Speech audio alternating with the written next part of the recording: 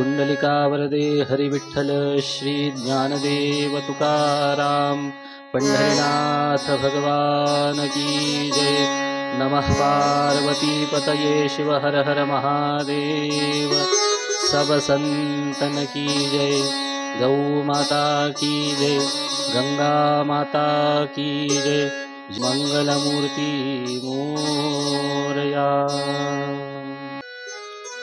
व्यास उवाच धर्मक्षेत्रे महाक्षेत्रे गंगाकालिंदी संगमे प्रयागे परमे पुण्ये ब्रह्मलोकस्य वर्त्मनि मुनयः शंसितात्मानः सत्यव्रतपरायणाः महौजसो महाभागा महासत्रं विते निरे।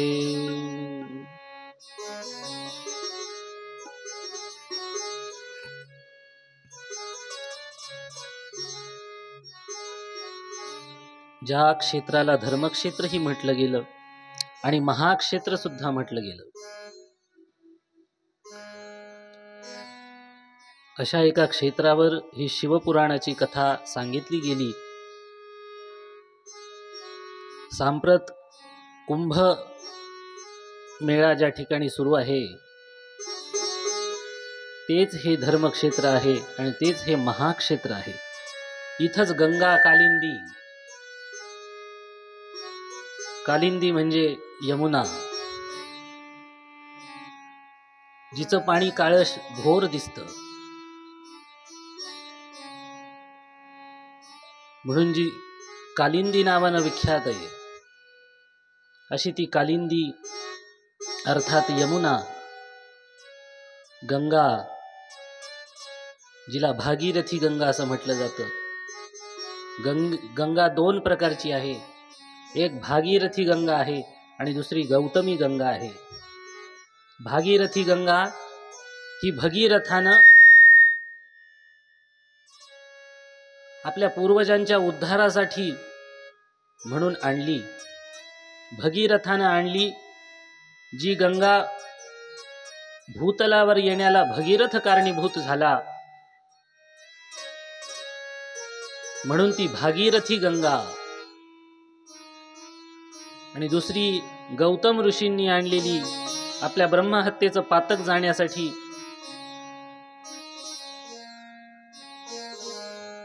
जी गंगा भूतलावर आणली तिला गौतमी गंगा असं म्हणतात।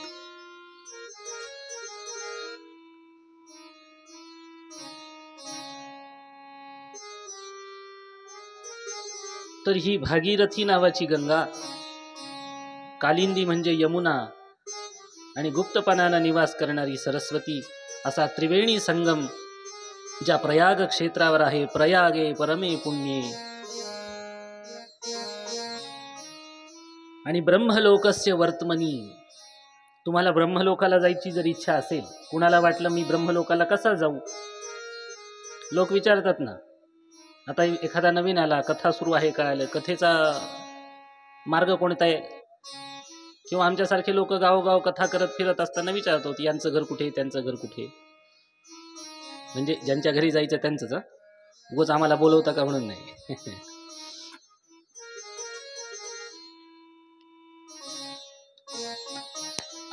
तसं तुम्हाला इथं ब्रह्मलोकाला जाण्याची जर इच्छा असेल तर ब्रह्मलोकाचा पत्ता सांगतो। ब्रह्मलोकाला जाण्याचा रस्ता कोणता आहे, तर ब्रह्मलोकाला जाण्याचा रस्ता हे प्रयाग क्षेत्र आहे, बरं का। ज्याला तीर्थराज असं म्हटलं जातं, तीर्थराज प्रयाग, सगळ्या तीर्थांचा राजा, समुद्र मंथनातून निघालेला अमृताचा कुंभ, आणि तो स्वर्ग लोकाला नेत असताना जी काही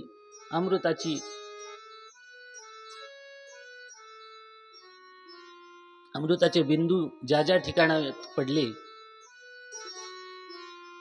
त्यामध्ये हे प्रयाग क्षेत्र आहे। हे क्षेत्र पण आहे आणि तीर्थ पण आहे। आपण जोडून सरभेसळ करतो। जसं मला सांगा, तो स्त्रियांचा मिसळण्याचा डबा असतो, इकडं काय म्हणतात माहित नाही मला, तो असतो ना आपण त्याच्यात हळद, तिखट, बरं का, सगळं भरून ठेवतो की नाही, त्याला धक्का लावलेला बायकांना आवडत नाही, बरं का. हां,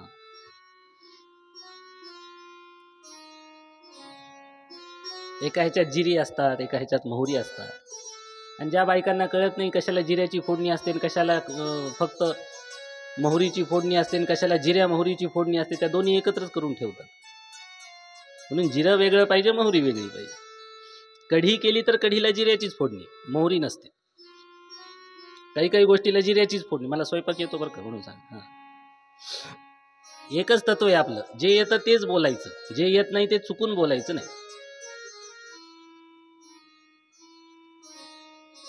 ती सगळी हळदी तिखटा मिठाची पाळी जशी वेगवेगळी असतात, ती जर एकत्र झाली तर काय होईल, तसं शब्दांचं सुद्धा असतं. एकत्र केलं की त्याच्यामधलं सार निघून जातं, त्याच्यामधलं महत्त्व कमी होऊन जातं, आणि मग वर्षानुवर्ष एक पायंडा असा पडतो की चुकीचा पायंडा पडतो. जसं आपण म्हणतो, आपण जातो, आम्ही तीर्थयात्रा करून आलो, पण तुम्ही नेमकी तीर्थयात्रा केली ती तीर्थाची केली का क्षेत्राची केली हे सुद्धा माहीत नसतं. मग तीर्थ कशाला म्हणायचं आणि क्षेत्र कशाला म्हणायचं? तर ज्या ठिकाणी जमिनीचं महात्म्य असतं, जिथं जमिनीचं महत्त्व सांगितलंय, वसुंधरीचं महत्त्व सांगितलंय, त्याला म्हणा क्षेत्र. म्हणून तुम्ही नैमिषारण्यात जाता, गेला आहेत का कधी? नैमिषारण्य नावाचं वन आहे, जिथं सूतांनी शौनकादिकांना भागवताची कथा सांगितली. ऋषीमुनी ब्रह्मदेवाला ब्रह्मलोकामध्ये जाऊन शरण गेले, विनंती केली की हे परमेश्वरा, आम्हाला आता सांप्रत कलियुग सुरू झाला, आम्हाला कलियुगाची बाधा होऊ नये आणि आमच्याकडनं काहीतरी भगवंताची उपासना व्हावी, याच्यासाठी आता आम्हाला भूतलावर एखादं क्षेत्र सांगा. त्यावेळेला ब्रह्मदेवाने आपल्या मनापासून एक चक्र निर्माण केलं आणि ते चक्र शौनकादिक ऋषींना दिलं आणि सांगितलं की याला तुम्ही जमिनीवर जसे उतराल तसं त्याला सोडा, हे चाक आपोआप चालायला लागेल. आणि ज्या ठिकाणी हे चाक, याचा नेमी, तुमच्या इकडे काय म्हणतात, बुंधा ज्याला म्हणायचं, किंवा आरी, ते बैलगाडीच्या चाकामध्ये घालतो की नाही आपण, ते एक आकडा असतो, इकडच्या प्रांतात काय म्हणतात, संस्कृत भाषेमध्ये त्याला नेमी असा शब्द आहे. ही नेमी जिथं गळून पडेल आणि हे चाक जमिनीवर खाली पडेल, तिथून पुढे 100 किलोमीटरचा परिसर पुण्यक्षेत्र होईल. तिथं तुम्ही राहा आणि तिथं तुम्हाला कलियुगाची बाधा होणार नाही. आणि मग ऋषींनी ते केलं. आणि ज्या ठिकाणी वनामध्ये आल्याच्या नंतर खूप ते चाक चाललं चाललं चाललं भूतलावर, आणि ज्या ठिकाणी ते चाक खाली पडलं, त्याचा नेमी जिथं कुंठित झाला, आणि तिथून पुढचा तोच परिसर त्या दिवसापासून नैमिषारण्य नावानं विख्यात झाला.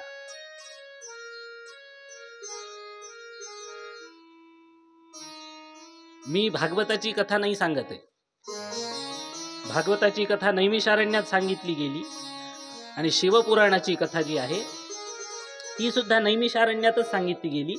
पण त्याच्यापूर्वी ती जी सांगितली गेली ती प्रयाग क्षेत्रावर सांगितली. मी तुम्हाला फक्त तीर्थाचा आणि क्षेत्राचा महिमा सांगतोय, त्या निमित्तानं तुम्हाला हे सांगतोय.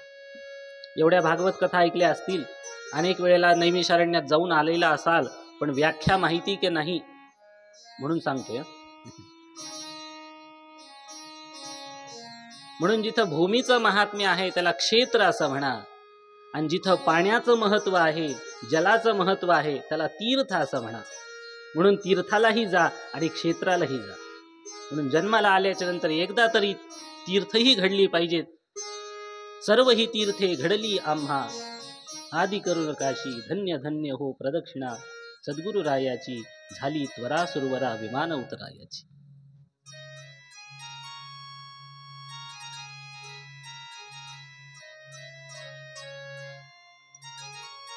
हरिद्वार वैकुंठाला जाण्याचा रस्ता आहे.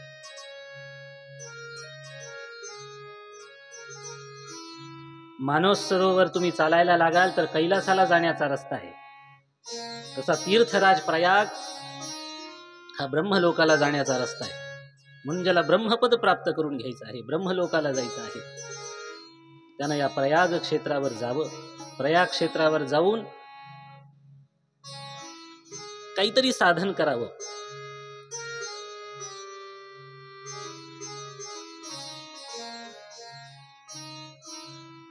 म्हणून जीवनामध्ये एकदा तरी प्रयाग क्षेत्रावर जावं.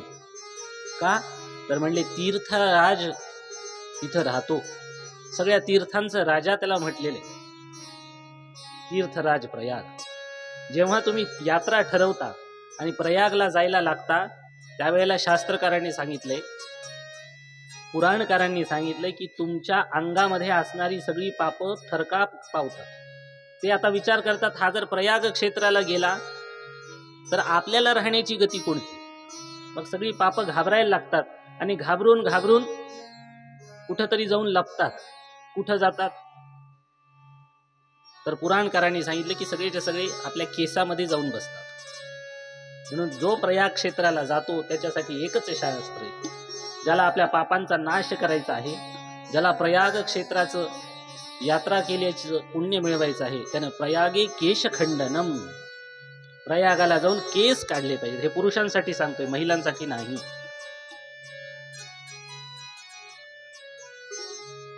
स्त्रियांना जेव्हा काढायला सांगितले तेव्हा काढत नाही, नको तेव्हा काढत. पूर्वी कुठली गोष्ट धर्मशास्त्रात सांगितली, पतीच्या निधनानंतर स्त्रियांनी केश वपन करायचे, तिने केस ठेवायचे नाही. जुन्या काळी काही बायका होत्या, अहिल्याबाई उगाचच पुण्यश्लोक ठरल्या नाही, कळलं का. आपल्याला घरातही कुणी विचारत नाही, घरातही आपल्याला मान सन्मान नाही, बरं, पण तरी पण आपला तोरा एवढा असतो. त्या अहिल्याबाई तर राणी होत्या, राणी लक्ष्मीबाई राणी होते. ह्या त्या स्त्रिया आहेत ज्यांनी त्या वेळेला केस ठेवलेले. 1857च्या काळात किंवा त्याच्या आधीच्या काळामध्ये राणी लक्ष्मीबाईनं जिथं 16 ओळ्याचा परमोच्च बिंदू गाठलेला होता आपल्या या सगळ्या भारतभूमीमध्ये, तेव्हा या स्त्रियांनी केस ठेवले. पण असं शास्त्र आहे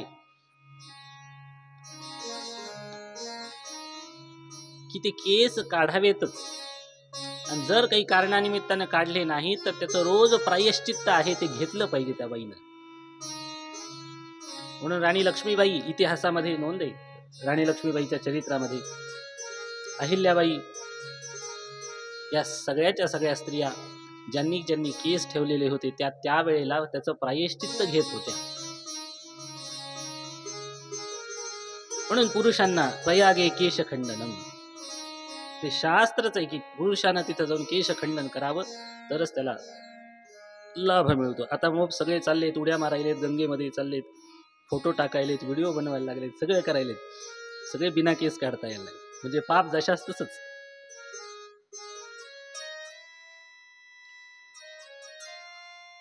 तर असो, अशा या ब्रह्मलोकाला जाण्याच्या मार्गावरती दीर्घकाळ चालणारा यज्ञ या ऋषी मुनींनी आयोजित केलाय.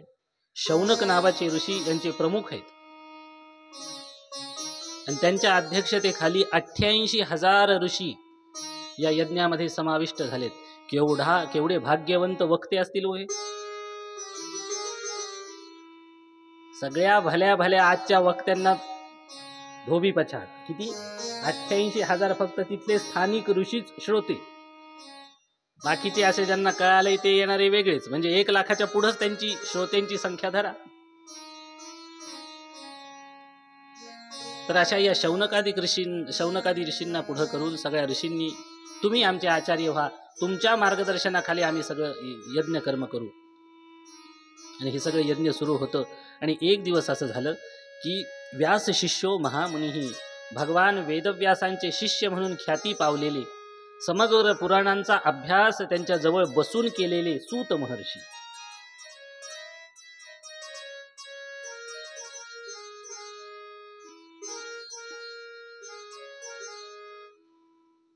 आणि हे ज्या वेळेला त्या यज्ञाच्या ठिकाणी आले, यांचा हेतू एकच होता की एवढे सगळे ऋषीमुनी मला परत भूतलावर कधी दिसणार, म्हणून त्यांच्या दर्शनाला जावं या हेतूनं सूत महर्षी त्या ठिकाणी आले होते.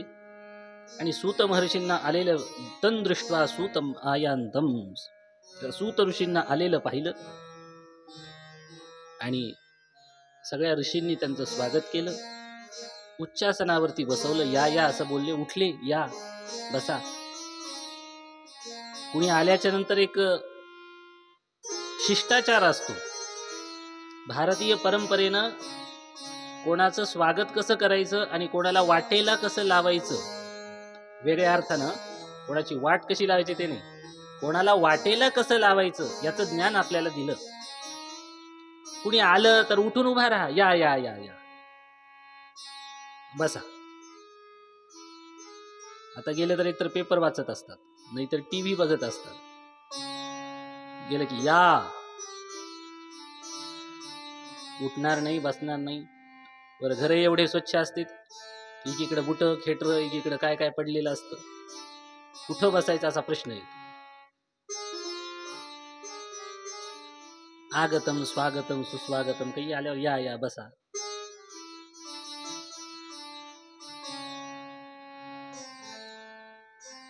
आता किती वेळ बाहेर माणसं बोलत बसली तरी बायकामध्येच असतात, काय करतात काही कळत नाही. पूर्वीच्या पाणी आणायच्या, काही चहा घेता, कॉफी घेता, काही किंवा जुन्या काळी कहाण्यांमध्ये आहे ना, गुळ पाणी द्यायचं, आहे की नाही. ती एक कहाणी आहे, गुळ खाणार नाही, पाणी पिणार नाही. कशाची आहे ती? सूर्यनारायणाची आहे का? हा, आहे ना.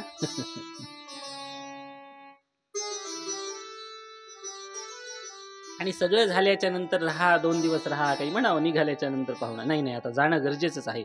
आणि मग त्याला दारापर्यंत, गेटपर्यंत, आणि मग पुढं चालत जायचं.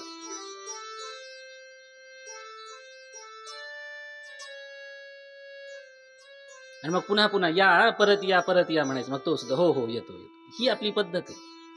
रामायणामध्ये मोठं सुंदर वर्णन आहे. अगस्त्य ऋषींनी असंच रामरायाचं स्वागत केलं आणि रामांनी त्यांना प्रश्न केला की मला आता इथून दंडकारण्यामध्ये जाण्यासाठी मार्ग सांगा. तेव्हा अगस्त्य ऋषी हसले. अध्यात्म रामायणामध्ये वचन आहे, तव को मार्गदर्शक हा. ही रामा, तूच सगळ्या जगाचा मार्गदर्शक असताना तुला मार्ग दाखवणारा मी कोण? पण लौकिक दृष्टीनं आता मनुष्याच्या वेशानं नटलायस, म्हणून माझे 2 शिष्य देतो, ते तुला मार्ग दाखव.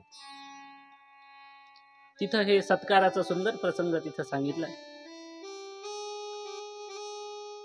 यानं घरामध्ये लक्ष्मी स्थिर राहते. कुठल्याही मंदिरात जाऊन त्या देवाला ओलं करून, काही काही मंदिरं घाण करून, होता होईल तितकं मंदिरं काळे करून देव भेटत नाही. अतिथी देवो भव आपल्या इथं म्हटले ना. अतिथी म्हणजे, अतिथी कोणाला म्हणायचं की जो जो आलेला असताना तिथी पाहून न आलेला, मी जाऊ का, करू का, मी येतोय बरं का, फोन करून, तो अतिथी नसतो. जो अचानक तुमच्या दारात येतो त्याला अतिथी असं म्हणा. म्हणून आदरातिथ्य करणं ते परमेश्वराचं स्वरूप आहे. म्हणून त्याला काय हवं नको ते देणं. घरी आलिया अतिथी न पुसावी याती, अन्न वस्त्र सर्वाभूती द्यावे प्रीत्यर्थ देवाची या. आता तर आहेरच नको म्हणतात लग्न कार्यात, आणि हे पण देत नाहीत. तो आत्ताचा विषय नाही, ते शिवपार्वतीच्या लग्नाच्या वेळेस बोलू आपण. तर आगतम स्वागतम सुस्वागतम ही भारतीय परंपरेची पद्धत आहे स्वागत करण्याची. सूतांचं स्वागत शौनकादिक ऋषी मुनींनी केले आणि स्वागत करून त्यांना एका उच्च आसनावरती बसवले आणि बसवून त्या ठिकाणी, आता हे सगळे मोठी लोक आहेत बरं का, हे सगळे ब्राह्मण लोक आहेत. हे शौनकादिक ऋषी, हे शौनक ऋग्वेदाचा अध्ययन केलेले आहेत, ऋग्वेदाचा अभ्यास यांनी त्या ठिकाणी केलाय आणि ते त्याचे प्रकांड पंडित आहेत. पण इथं स्वतःच्या ज्ञानाचा, वयाचा अभिमान बाजूला सोडून, म्हणून यांचं वर्णन केलंय, सगळेच्या सगळे ज्ञानवृद्ध, तपोवृद्ध, वयोवृद्ध असे सगळ्याच्या सगळ्या ऋषींनी मिळून यांना उच्चासनावर बसवले. आणि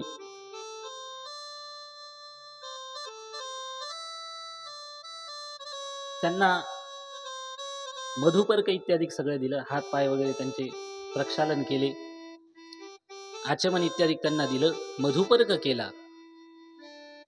त्यांना वस्त्र वगैरे, हार, चंदन इत्यादी सगळं करून त्यांचं स्वागत केलं. आणि स्वागत करून त्या ठिकाणी सगळ्यांनी हात जोडले, म्हणायला लागले की हे रोमहर्षणजी, आम्ही सगळेच्या सगळे धन्य आहोत की आम्हाला या पुण्यपावन प्रयाग क्षेत्री आज तुमचं दर्शन झालं. मान कुणालाही मिळत नसतो, लक्षात ठेवा.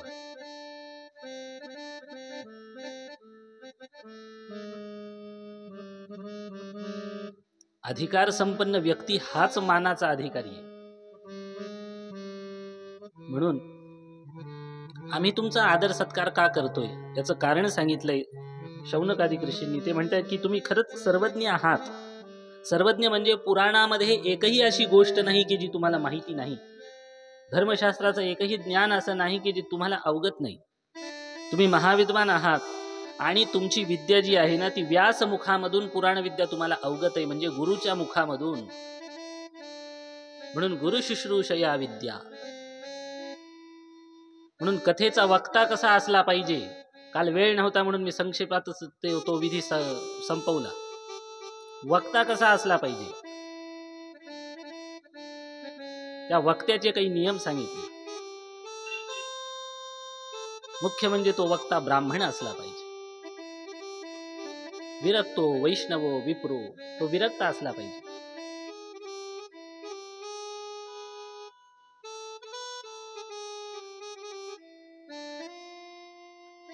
आता आधीच सुपाऱ्या ठरतात, मग विरक्त कसले झाले.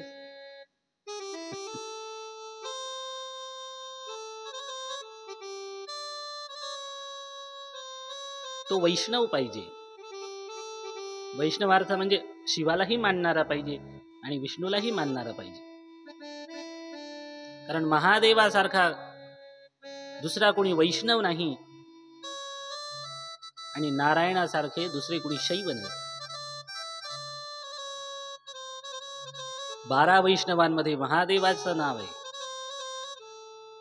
त्याच्यामध्ये प्रल्हादो जनको भीष्मो हा जो श्लोक आहे त्याच्यामध्ये महादेवाचं नाव. 12 प्रधान वैष्णवांमध्ये महादेव सर्वश्रेष्ठ वैष्णव आहेत. म्हणून तो वैष्णव असावा, त्याला देवतेविषयी प्रीती असणारी असावा आणि मुख्य म्हणजे त्यानं आपल्या गुरुजवळ बसून त्या पुराणाचं अध्ययन केलेलं असलं पाहिजे. यूट्यूबला 7 दिवस कानामध्ये हेडफोन घालून घालून घालून ते कथा ऐकली, पाठ केली, ऐकली, पाठ केली, ऐकली, पाठ केली, सांगायला लागला. आता एवढं पेव फुटले, कुठे गेलोच नाही शिकायला. मग असल्या लोकांना बोलवूच नका.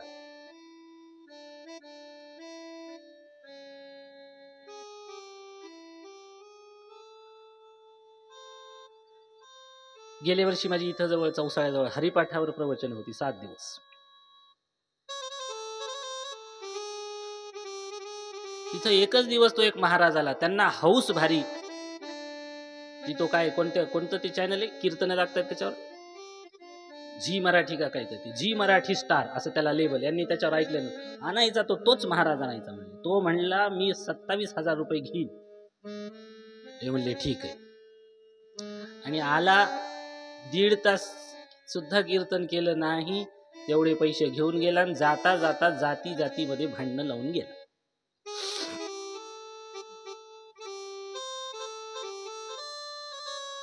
मलाही काही नाही, 2 पक्ष असतातच कुठल्याही गावामध्ये. शेवटी काही लोक दुसऱ्या दिवशी महाराज असं झालं, तसं झालं. मग त्यांची मिटिंग भरली. म्हणले आता काय करायचं. म्हणलं गुरुजवळ बसून शिकलेला आणायला पाहिजे ना. अभंग सोडून तिसरीकडे पळतात, सगळं गावचं सांगतात, अभंगावर येतच नाही. अभंग फक्त ते पहिलं सांगण्यासाठी ते चाल म्हणण्यासाठीच राहतो, दुसऱ्या बाकी सगळ्या गोष्टी दुसऱ्या. प्रमाण देण्याचं सुद्धा शास्त्र आहे. कोणतंही प्रमाण कधी कुठे मनाला आलं की, नामदेव राय सांगितले मनाला आले की हे नाही. जुन्या काळच्या जाणत्या माणसांनी प्रमाण देण्याची एक पद्धत काढली होती, म्हणून गुरुजवळ बसून शिकायचं. आधी वेदाचं प्रमाण आलं पाहिजे, मग पुराणाचं प्रमाण आलं पाहिजे, मग इतिहासाचं म्हणजे गीतेचं, आणि मग संत वाङ्मयाचं प्रमाण आलं. संत वाङ्मयाचं प्रमाण 4थ्या स्थानावर.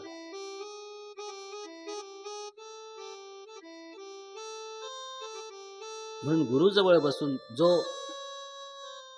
शिकलेला आहे, गुरु शुश्रूषा, गुरुच्या घरी पडलेलं काम ज्यानं केलेलं, जे काम पडेल ते त्यानं केलंय, ती विद्या त्याला फलद्रूप असते, लक्षात ठेवा. म्हणून गुरुजवळ बसा. परवा एक जण आला, तो म्हणला महाराज माझं रामायणाची कथा आहे, लोक आले, तुम्ही रामायण करा, मला सांगता का काही. म्हणलं मी तर गावाला जाणार आहे बाबा.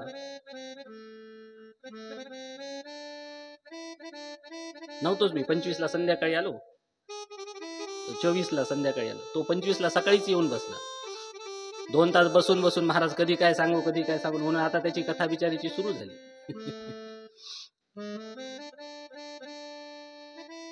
म्हणून याला उपजीविकेचं साधन बनवू नका. कथा ही लोकरंजनार्थ नाही, कथा ही भवभंजनार्थ आहे. भवाचं भंजन झालं पाहिजे.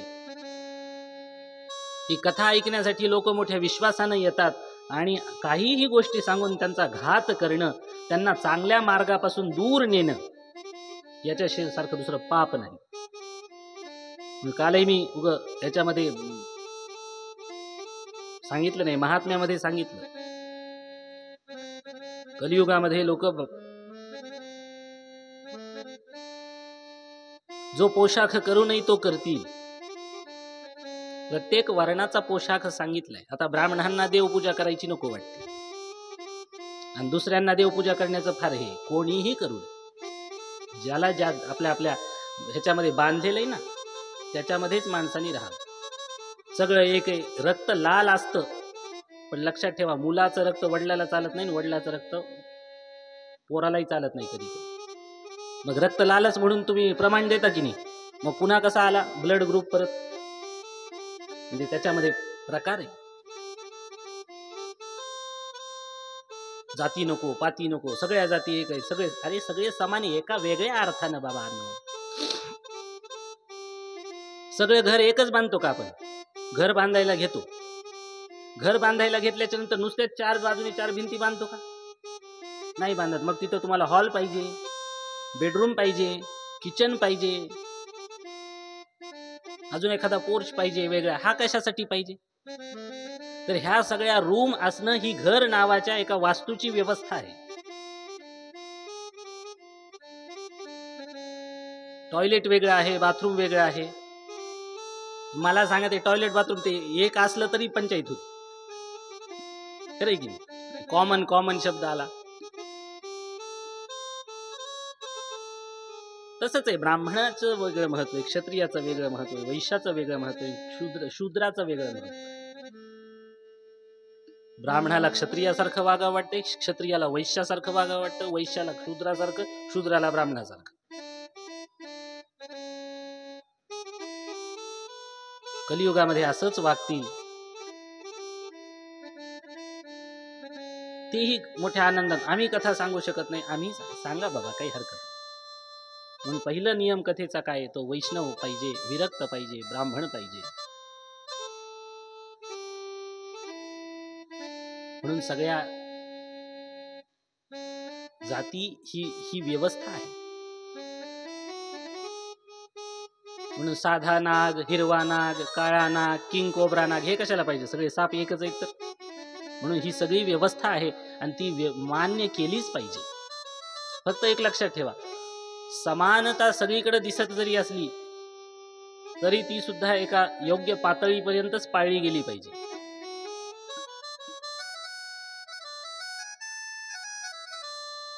व्यवहारामध्ये समानता येत नाही, भावामध्ये समानता असला पाहिजे. आपला भाव सगळ्यांच्या विषयी एक असला पाहिजे.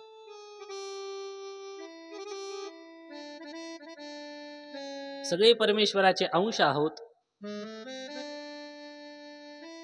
याच हेतून सगळ्यांशी वर्तन माणसाचं असलं पाहिजे. आणि म्हणून ही सगळी बुद्धी निर्माण करण्यासाठी जो वक्ता आहे कथेचा, तो जाणकार पाहिजे. गुरु शुश्रूषा या विद्या त्याची पाहिजे.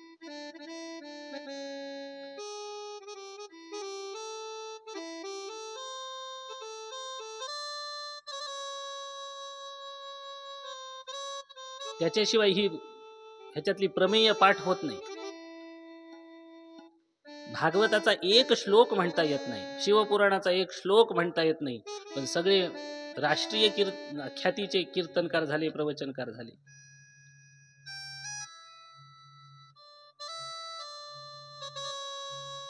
म्हणून शिवपुराण जे ऐकायचं आहे ते यासाठी ऐकायचं आहे की मला भगवान शंकर आवडतात, मला शंकराची सेवा, शुश्रूषा, पूजा, अर्चा करायची आहे, तर ती मी कशा पद्धतीने करावी, कशा पद्धतीने माझ्यावर भगवान शंकर प्रसन्न होतील.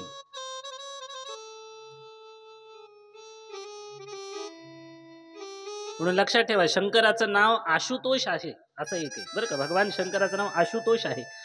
आशु म्हणजे लवकर, तोष म्हणजे आनंद पावणारा. जो लवकर आनंद पावतो किंवा जो लवकर प्रसन्न होतो, इतर देवांपेक्षा जो लवकर प्रसन्न होतो, म्हणून आशु म्हणजे लवकर आणि तोष म्हणजे प्रसन्न होणारा, आशुतोष. पण इतकाही लवकर प्रसन्न होत नाही बरं का. जर नारायण 1,00,000 वर्ष त्याची तपश्चर्या केल्यावर प्रसन्न होत असतील, तर महादेव 50,000 वर्षांनी प्रसन्न होते. नारायणापेक्षा लवकरच ते हे झाले. इतर देवतेपेक्षा लवकर प्रसन्न होणारं दैवत आणि तेवढंच लवकर कोपणारं दैवत सुद्धा. म्हणून लोकांना मजा वाटती,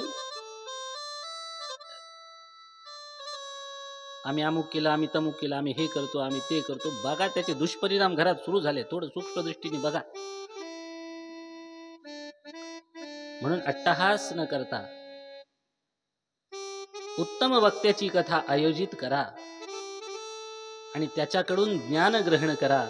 काही शंका असतील तर विचारा.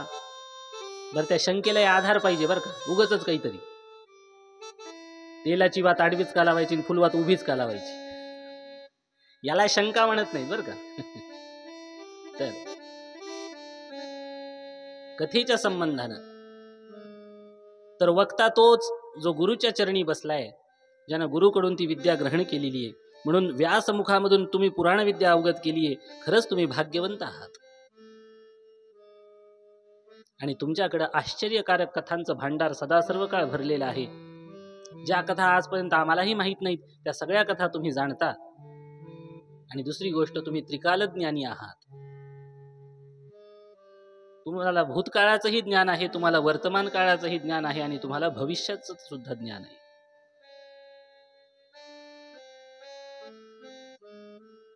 आणि म्हणून सांगणारा जो वक्ता आहे त्याला या तीनही काळाचं ज्ञान ठेवून कथा सांगावी लागते. कळलं का?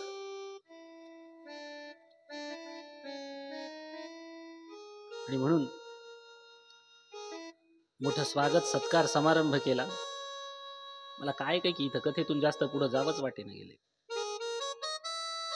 शांततेत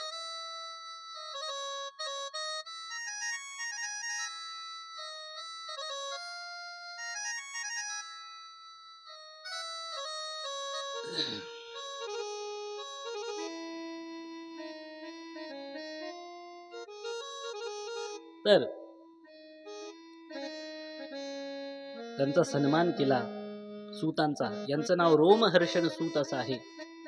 रोमहर्षण सूत हे नाव यांचं यासाठी की हे जेव्हा कथा सांगायला लागायचे ना, तेव्हा लोकांना रोमांच दाटू नये. रोमांच सगळे रोम ना रोम त्यांचं असं मोकळं व्हायचं आणि रोमा रोमामध्ये तो कथेचा रस भरला जायचा. म्हणजे अंगावर शहारा येईल अशी कथा ते सांगायची. एक एक कथा संपेपर्यंत तो शहारा कायम राहायचा.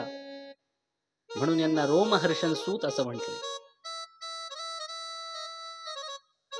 आणि या रोमहर्षण सूतांना यांनी प्रार्थना केली की तुम्ही सगळ्यांचं कल्याण करणारे आहात, तुम्ही उत्तम वक्ती आहात, तुमचं आगमन हे आमच्यासाठी पर्वणी आहे. आणि मग तुमच्यासारखा महात्मा आला आणि तरी सुद्धा आम्ही त्याला काही प्रश्न विचारू नयेत आणि तुमच्याकडून काही ज्ञान ग्रहण करू नये, तर आमच्यासारखे करंटे आम्हीच. आणि म्हणून आता आम्हाला असं वाटतंय की कलियुग आलाय. या कलियुगामध्ये लोकांचं आयुष्य अतिशय सीमित आहे. 100 वर्षाचं. त्या 100 वर्षामध्ये सुद्धा अर्ध आयुष्य बालपणात जातं, अर्ध आयुष्य तारुण्यात जातं आणि अर्ध आयुष्य म्हातारपणात जातं आणि उरलेलं आयुष्य आजारामध्ये जातं, काही झोपण्यामध्ये जातं, काही व्यर्थ गोष्टी करण्यामध्ये जातं. आणि म्हणून जे करायला पाहिजे ते कलियुगातला मनुष्य करत नाही. आणि म्हणून घोर कलियुग येणारे, त्याच्या प्रभावानं पुण्यकर्मापासून मनुष्य परावृत्त होतील. कुणी किती जरी सांगितलं तरी पुण्यकर्म करणार नाहीत, पण पाप करू नको म्हटलं तरी सुद्धा पाप करायला प्रवृत्त होतील.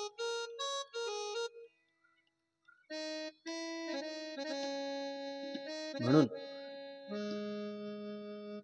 हे कलियुगातले लोक परधन आणि परस्त्रियांची अपेक्षा करतील आणि जीवहिंसा करतील. अन्न भाज्या फळं खायला कमी पडतील की काय म्हणून ते जनावरं कापून खातील. मूढ असतील. मूढ म्हणजे कोण माहिती आहे का? मूढ म्हणजे पढत मूर्ख किंवा ज्याला महामूर्ख म्हणतात. ज्याला आपलं हितच कळत नाही तो मूर्ख. पण ज्याला आपलं हित कळतंय पण तरी सुद्धा जो त्या हिताच्या दृष्टीनं कुठलंही कार्य करत नाही तो पढत मूर्ख. त्याला कळतंय आता मी खूप हुशार आहे पण तासनतास मोबाईल घेऊन बसतो.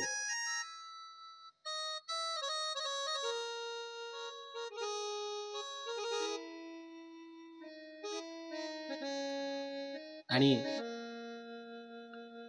आपलं आयुष्य खर्च करतो. हे त्याला कळतं मी माझं आयुष्य खर्च करतोय पण तरी सुद्धा तो आखडता हात घेत नाही तो पढत मूर्ख. तसंच टीव्ही पाहणाऱ्यांचं आहे. गोपाल कृष्ण भगवान की. नास्तिक होतील. श्रद्धा राहणार नाही कशावरती. पशुबुद्धीचे होतील. पशुबुद्धीचे दिसतं लग्न कार्यात बघा. हा पशुबुद्धी त्यांची दिसते. काय ते उचलतात काय ते हे करतात. आता वाढदिवस साजरे करतात काय ते थोबाडाला केक लावतात आणि हेच परत ओरडाआरडा करत फिरतात की यज्ञामध्ये तुपाची आहुती देऊ नका ते तिळाची आहुती देऊ नका.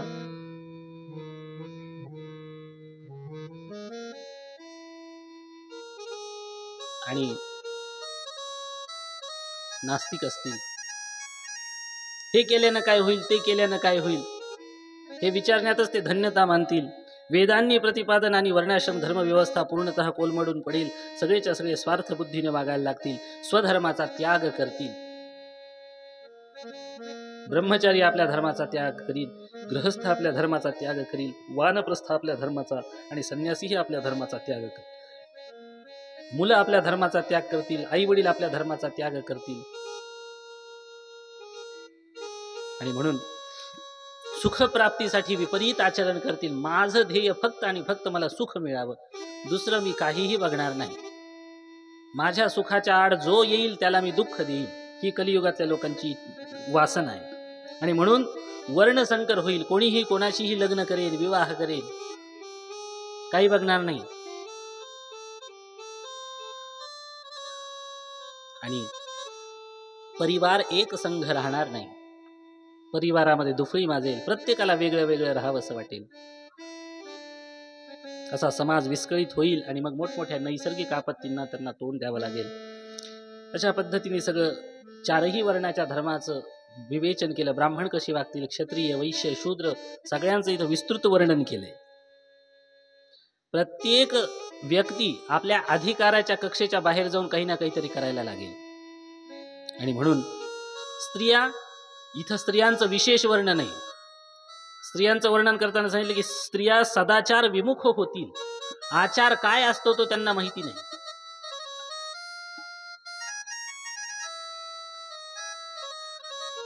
त्यासारख्या पतीचा अपमान करतील.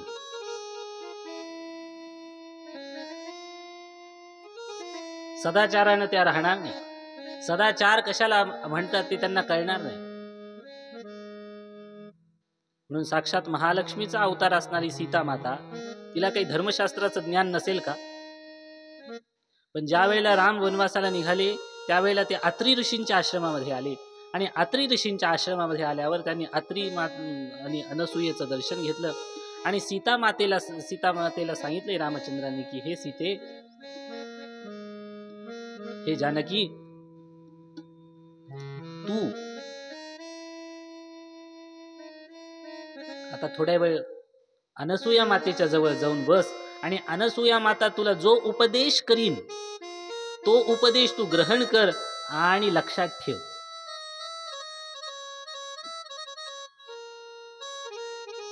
हा पण उपदेश काय तो इथं नाही मी सांगणार.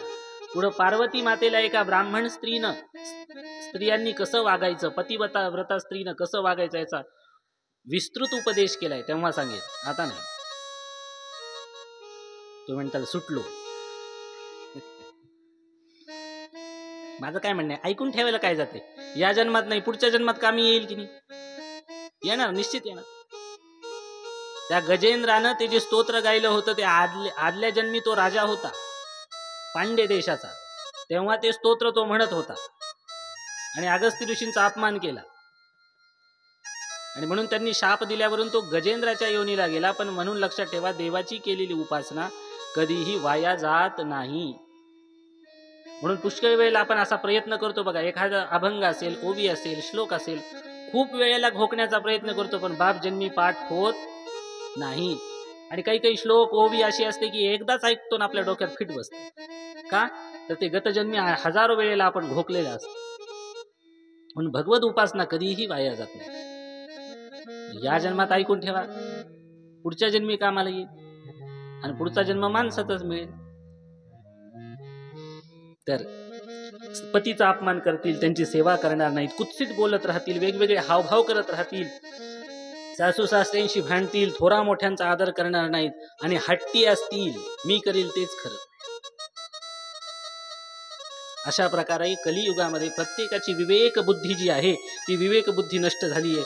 वर्णाश्रमाचा त्याग प्रत्येकानं केलेला आहे आणि अशा पथभ्रष्ट लोकांना परत मार्ग मिळेल, ते सन्मार्गाला जातील, आपलं कल्याण करून घेतील का, अशी चिंता आम्हाला लागली आहे. म्हणून लक्षात ठेवा, तुम्ही आम्ही कितीही मूर्खासारखं वागू,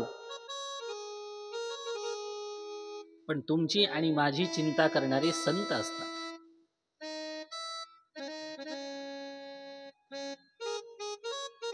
तुम्हाला तुमचं हित कळत नाही, पण संतांना तुमचं हित कळतं. म्हणून तुकोबा म्हणाले, संताची ये पायी हा माझा विश्वास. संताच्या पायावर माझा विश्वास आहे,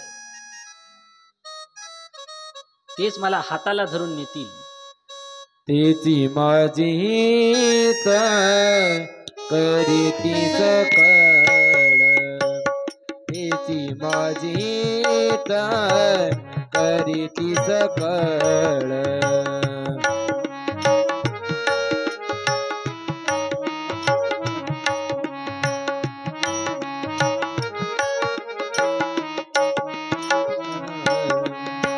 दिनिया गोपाळ कृपा करी,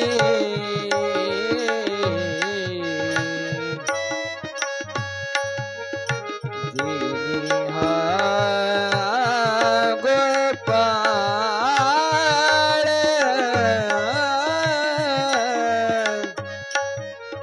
कृपा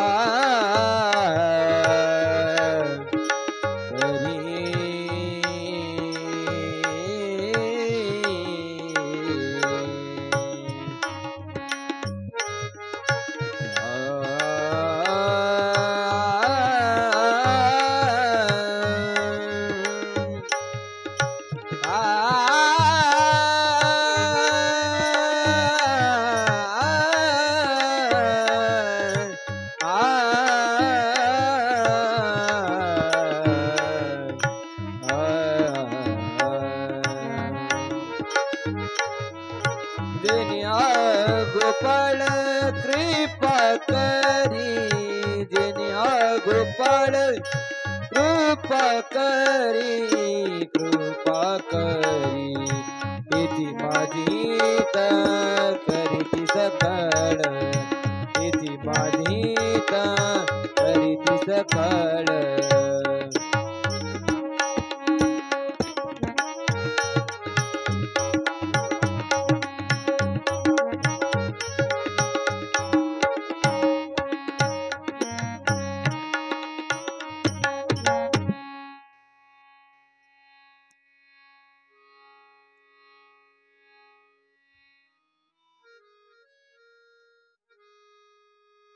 संत आपल्या सदा सर्व काळ चिंतेमध्ये असतात, तेच आपल्याला सन्मार्गावरती नेतील, हाताला धरतील, चल मी घेऊन जातो. आणि ते एवढे दयाळू असतात, एवढे मायाळू असतात, एवढे कनवाळू असतात. जेव्हा तुम्ही आणि मी थकू, जेव्हा आपण म्हणू की माझ्याच्यानं चालवत नाही, तेव्हा ते तुम्हाला उचलूनही घेतील आणि तुमच्या इच्छित मार्गावर, तुमच्या कल्याणाच्या मार्गावर तुम्हाला नेऊन सोडतील. म्हणून शौनकादिक ऋषी म्हणतात की हे सूतजी, तुम्ही पुराणवेत्ते आहात, तुम्ही सर्वज्ञ आहात, तुम्ही महात्म्य आहात. आम्हाला जी ही चिंता लागली की कुठल्या मार्गानं कलियुगामधले मनुष्य, कलियुगामधले जीव भगवंतापर्यंत पोहोचतील, असं एकही काम नाही, असं एकही मुखामधून येणारा शब्द बाहेर नाही की जो यांना भगवतप्रदाची प्राप्ती करून देईल. असं एकही यांचं आचरण नाही. सदा सर्व काळ कुकर्मामध्ये रत. आता काही काही कथा कीर्तनकार सुद्धा असे आहेत की ते तंबाखू खाऊन बसतात कथा कीर्तन.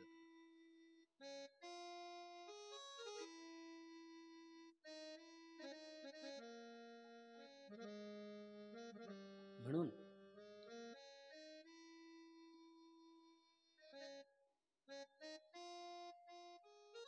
कुठलंच कर्म असं नाही की जे उद्धाराला कारण होईल. मग असा काय उपाय आहे तो आम्हाला कथन करा.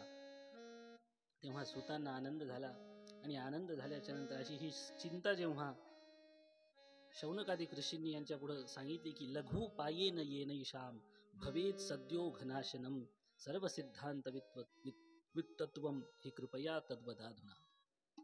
लघु पायेन, अतिशय लहानातला लहान उपाय आम्हाला सांगा की जो सर्व सिद्धांत युक्त असावा, आणि तो आम्हाला सांगा. आणि त्यावेळेला सूतांनी आनंदानं, ठीक आहे, तुमच्यासारखे सगळे विद्वान लोक, मी तुमच्यासारख्या लोकांचं दर्शन करण्यासाठी इथं आलो होतो, पण तुम्हीच मला मान सन्मान दिला आणि आता मला काही विचारत आहात, तर निश्चितच मी या कलियुगातल्या जीवांवर त्या परमेश्वराची कृपा व्हावी या हेतून एक लहानसा पण प्रभावी उपाय सांगेन. ठीक आहे. आणि हा उपाय कसा आहे ते सांगण्यापूर्वी गुरूं स्मृत्वा, या सूतांनी आपल्या गुरूंचं म्हणजे वेदव्यासांचं स्मरण केलं, आपल्या इष्ट आराध्य देवतेचं स्मरण केलं आणि सगळ्या वेदांताचं सार सर्वस्व आणि पुराणांमध्ये उत्तम असणारं सर्व अघौग सिद्धाकरम परत्रम परमार्थविद, सगळ्या प्रकारच्या पापांचा ध्वंस करणारं, कलिकल्मष विध्वंसी, कलियुगामधल्या पापांचा नाश करणारं असं एक साधन या ठिकाणी त्यांनी सांगितलं. त्याच्या अगोदर त्यांनी जो प्रश्न विचारला त्याचं अभिनंदन केलं की खरंच लोककल्याणाच्या दृष्टीने विचारला गेलेला तुमचा हा प्रश्न अभिनंदनाला योग्य आहे. लोकोद्धारासाठी तुम्ही उपाय विचारला म्हणून मी तो उपाय तुम्हाला सांगतो. आणि म्हणून लोकोद्धारासाठी एकच उपाय माझ्या डोक्यामध्ये आहे आणि तो मी तुमच्या समोर सांगणार आहे. आणि म्हणून मी माझ्या मनामध्ये असं ठरवलंय की हे शौनकादिक ऋषींनो, मी तुमच्या समोर आता शिव महापुराणाचं चिंतन मांडणार आहे. का तर ही कथा वेदांत सार सर्वस्व, सगळ्या वेदांताचं सार सर्वस्व असणारी ही शिवची कथा आहे. श्रोता आणि वक्ता म्हणजे सांगणारा आणि ऐकणारा, या दोघांच्याही पापांच्या राशींना क्षणामध्ये जाळून टाकणार हे एक अमोघ साधन आहे. कलिमलाचा नाश ही कथा ऐकल्यानं होणार आहे. आणि म्हणून हे पावन शिवचरित्र तुम्हाला परमार्थ साधून देणार आहे, मूढ जनांचं कल्याण करणार आहे. आणि म्हणून या पुराणामध्ये काय सांगितले तर या पुराणामध्ये भगवान शिवशंकराच्या सर्वोच्च कीर्तीचं वर्णन आहे. म्हणून जो शिवपुराण ऐकतो त्याला धर्म, अर्थ, काम आणि मोक्ष या चारही पुरुषार्थांची प्राप्ती होते. त्याच्याकडनं धर्मही साधला जातो, त्याला अर्थही येतो, कामाचीही प्राप्ती त्याला होते आणि मोक्षही त्याला मिळतो. धर्म, अर्थ, काम, मोक्ष. आणि ज्याला हे चारही पुरुषार्थ साधतात त्यालाच परमेश्वर भेटतो. मग हे चार पुरुषार्थ कुणाचे साधले आयुष्यामध्ये? त्रेतायुगामध्ये दशरथ आणि कौसल्येचे, त्यातही विशेष करून माता कौसल्येचे. कारण तिला चैत्र शुद्ध नवमीच्या दिवशी जे दर्शन झालं ते नारायणाच्या चतुर्भुज रूपा हाताचे, चारही हात ज्याचे आहेत, शंख चक्र गदा पद्म ज्यानं आपल्या हातामध्ये धारण केलेलं आहे. हे चतुर्भुज रूपाचं दर्शन कुणाला घडतं? तर ज्याचे संसारामध्ये धर्म अर्थ काम आणि मोक्ष हे 4 पुरुषार्थ सिद्ध होतात, त्यालाच चतुर्भुज देवतेचं दर्शन घडतं. इकडं वसुदेव देवकीचं झालं, पुरुषार्थ साधले आणि म्हणून देव त्या रूपामध्ये प्रकट झाले, नंतर बालक रूपामध्ये झाले. इथं बोध करून दिला की हे आई, तू 3 जन्मामध्ये माझी कशी कशी तपश्चर्या केलीस. पहिले तुम्हीच कश्यप आणि आदिती होता, तेव्हा तुमच्या पोटी मी वामन रूपानं अवतरित झालो. तुला तळमळ लागली, मी कश्यप ऋषींशी बोलत होतो, इतक्यात तुला असं वाटलं की आपण मागणं मागावं, आणि तू मागणं मागितलंस की देवा तू माझा पुत्र हो. आणि तुला असं वाटलं की देवानं माझं ऐकलं की नाही, आणि म्हणून तू अजून 2 वेळेस बोललीस की देवा माझा पुत्र हो, देवा माझा पुत्र हो, असं 3 वेळेस तू बोललीस. आणि म्हणून तुझ्या 3ही इच्छा मी पूर्ण केल्या. जेव्हा तुम्ही कश्यप आणि आदिती होता, तेव्हा तुमच्या पोटी मी वामन रूपानं अवतरित झालो. जेव्हा तुम्ही त्रेतायुगामध्ये दशरथ आणि कौसल्या झालात, त्यावेळेला मी तुमच्या पोटी राम रूपानं अवतरित झालो. आणि आता सांप्रत या द्वापार युगामध्ये तुम्ही वसुदेव आणि देवकीच्या रूपानं अवतरित झालात, आणि मी तुमच्या पोटी कृष्ण रूपानं अवतरित झालो. म्हणून हे 4ही पुरुषार्थ मिळवण्याची धडपड संसारामध्ये करा. धर्मही मिळवा, अर्थही मिळवा, कामही मिळवा आणि मोक्षही मिळवा. अधोगतीला जाऊ नका. त्या देवाकडे नित्य मागणं मागा. हे देवा, अनायासेन मरणम विना दैन्येन जीवनम देहि मे कृपया कृष्ण त्वयि भक्तिम चंचल. हे नारायणा, हे शिवशंकरा, तुला जर मला काही द्यायचंच असेल तर अनायास मरण दे. वर्षानुवर्ष ते पलंगावर पडून, एका जागेवर पडून, अनायास. सकाळी बोलले आमच्याशी, गेले चालता फिरता, अनायासेन मरणम आणि विना दैन्येन जीवनम. माझ्या जीवनामध्ये कसलं दैन्य नसावा. हाय माझ्याकडे बघून न बघितल्यासारखं करतो, तोय माझ्याकडे बघून न बघितल्यासारखं करतो, कुणी मला बोलत नाही, माझ्या घरातले मला पुसत नाहीत, अशी वाईट अवस्था माझ्यावर येऊ दे. समाजामध्ये माझा मान सन्मान टिकून ठेव. आणि शेवटी तुझी भक्ती आम्हाला प्रदान कर. देवाचा आठव केल्या वाचून देव भेटत नाही, लक्षात ठेव. मी एकदाच मंदिरामध्ये जाईन आणि काय करायचंय ते करीन, आणि पुन्हा मला दिवसभरामध्ये जगायचं तसंच जगीन, देव भेटणार नाही. त्याच्यासाठी गोपिकांसारखं करावं लागतं. दळीता कांडिता पोळी या लाटीता गाती ज्या सुंदरी कृष्णनाथा. दळण करायला बसल्या तरी सुद्धा कृष्ण कृष्ण कृष्ण, कांडण कांडायला लागल्या तरी कृष्ण कृष्ण कृष्ण, पोळ्या लाटायला लागल्या तरी कृष्ण कृष्ण कृष्ण. गाती ज्या सुंदरी कृष्णनाथ. मुलांना झोके द्यायला लागल्या तरीही कृष्ण कृष्ण. म्हणजे अशी सर्वांगानं भगवन्मय अवस्था व्हावी लागते. आणि म्हणून असं जीवन दे, तुझ्या भक्तीची प्राप्ती आम्हाला करून दे. आणि म्हणून धर्म अर्थ काम आणि मोक्ष ही 4ही पुरुषार्थ तुमचे